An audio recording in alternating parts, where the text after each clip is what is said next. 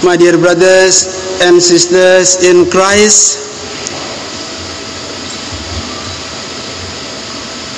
it will not come as any Christmas surprise to say that everyone here tonight was born on particular parents in a particular place on the map and at a particular time in history. We all have about us a sense of the particular which gives some form to our identity and some shape to our sense of who we are. Our own roots give us a sense of belonging.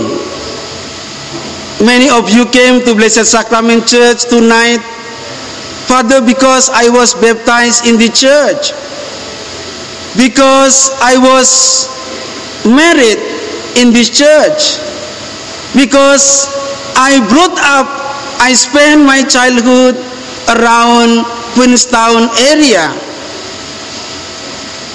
You came not only to celebrate the birthday of Jesus, but you want to come back to your roots, to experience once again sense of belonging. Sometimes we return to hunt for the leftover of childhood. Many of you still remember how the small zoo next to the church give you a sweet and good memory. Old toys become precious again. Rediscover hideouts where we shelter from adult work and devise green plots. Memories too of old scars and bumps in the night. My dear friend, it is funny now and how when people want to ask us who we are, the question often comes, where are you from? I am from Sumatra. I am from mountain. There was a teacher asked a student, where were you born? India, sir. Which part? All of me, sir. So this question, my dear friend, where are you from? Where were you born? Perhaps it is because the land we come from offer the first clue to others of our hidden identity. They might quietly guess our age. It is as if people need to register us in place and in time before they can really grow to know us and accept us. Perhaps the same is true of God. Perhaps we must register Himself in place and in time before we can grow to know Him and love Him. At the center of Christianity, our religion, is the great proclamation of the identity of Jesus. That He is not only the Son of Mary, that He is the Son of God, that He is not only the prophet from Nazareth, that He is Christ the Lord. That proclamation was made by the early church only after the resurrection, when the apostle came to see in the power of the Spirit the full truth about Jesus.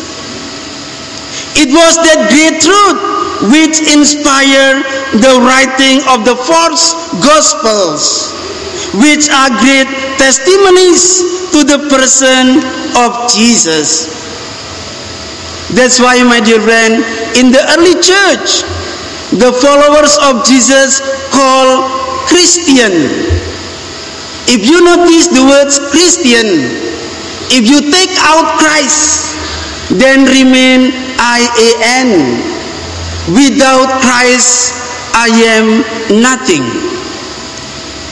Christ for us, my dear friend, give us a true identity as child of God. Regardless our nationalities, races, before Him we are His children. So the Gospels can take the light of the resurrection back in time to the beginning of Jesus. To see with the eyes of faith the significance of this child. And tonight we hear the most memorable and poetic of those testimonies from Luke. The celebration of the truth that at His birth Jesus is Savior of us all.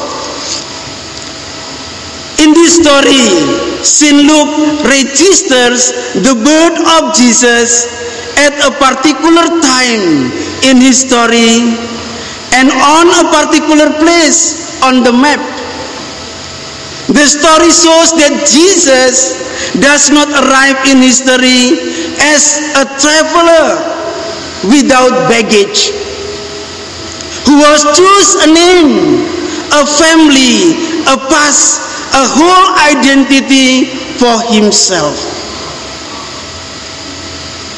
Jesus is not ruthless, but is born a member of specific tribe. He does not begin from zero, but enter an unfolding history between a yesterday and tomorrow. He does not invent himself, but will discover himself as a unique link, a long line of faith. He is a Palestinian Jew born in the reign of Caesar Augustus and King Herod. He is in time and therefore in between times.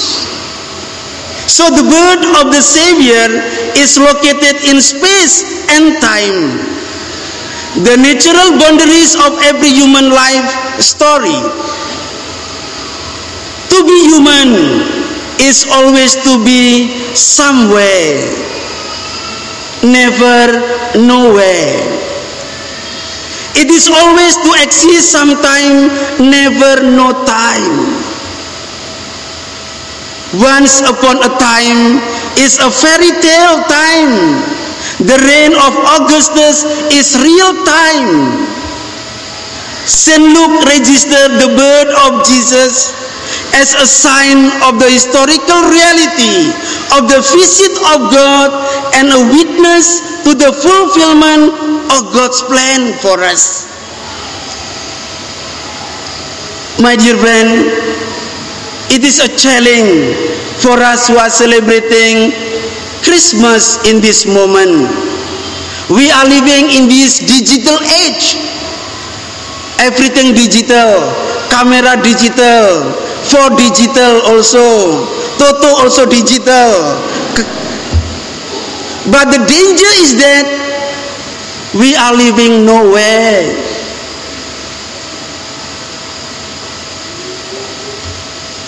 There was a couple, "Father, I can get married through online or not?" "Cannot. You must present." "So how if wrong person?" "Father, can confess my sin through email or not?" "Cannot. Because you must be present."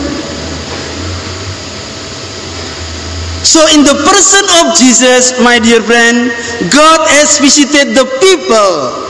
He has registered himself in place and in time. And that is why we celebrate tonight. If Jesus was real, Jesus is real today as well. Why we are in Singapore, my dear friend? We are easy to depress. We are easy to despair. Many of us cannot take despair anymore than jump from 14th story. Singapore, a small country, but mental hospital in Woodbridge very crowded. Because we didn't come to Jesus. Jesus is the answer of our problem. Jesus is so real and concrete in our day-to-day life. Thank God our Pope give us this year of faith.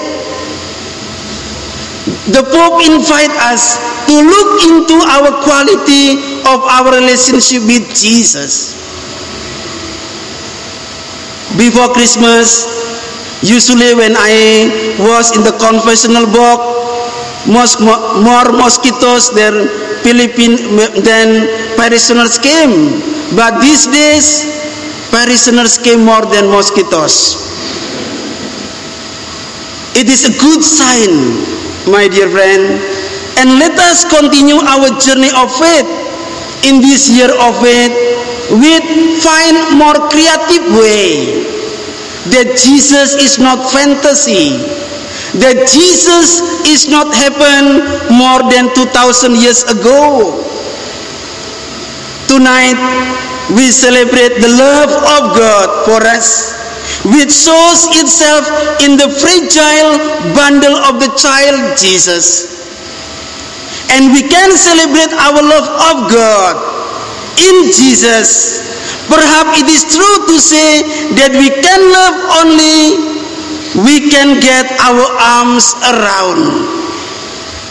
When I was small boy, the most happiest moment when my mother carried me, when my father hugged me and put his arm on me. To love, we need a particular name, a particular face, a particular person. And we have God's particulars in Jesus. Jesus brought us, my dear friend, God in human face. Because our mind, we are limited to know Him. That's why Jesus come to give us the face of God. And like Mary and Joseph, we can all get our arms around the child from Bethlehem.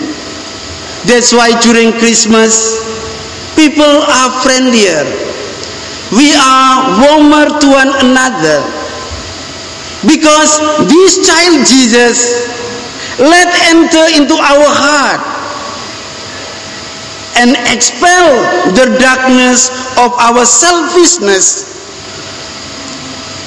The gospel of today, my dear friend, invite us to take the child Jesus with us, not to drop him back in the crib when we live here, but to welcome into our hearts the gift of God in Jesus. In Jesus, we have the sure proof that God loves us. And we all need to live in that assurance of that love. The great truth of Christmas tonight is that no matter what happened to us, God's love is unconditionally love. I always enjoy when the couple, Father, I wanted to get married in the church, and one of the questions mentioned the priest must ask to the couple, any condition for your consent for this marriage? Father, no condition. My love is for her and for him all. But after 2 years, 3 years, so many conditions. Cannot come late, cannot smoke, cannot drink. But God's love is different, my dear friend. God's love without condition. So it is never in doubt. So tonight, let us celebrate that love which proclaims, I have loved you with an everlasting love. And the name of that love is Jesus. God saves. I would like to conclude this reflection with simple story. Remember, when you were in the primary school, you were graded by stars, stacked and stamped on your paper or on your workbook, even on the back of your palm. A young girl handed her mother her test paper. The mother looked at it and asked her daughter, "My daughter, what is this big zero on your test paper? Is it zero?" The little girl promptly answered, "Mommy, the teacher not only give me stars, she give me full moon." My dear friend, the love of God is like that. Even though in our life we got big zero, but God see it as a full moon, so beautiful. So ask for that kind of love and share in this Christmas that love without condition. Amen.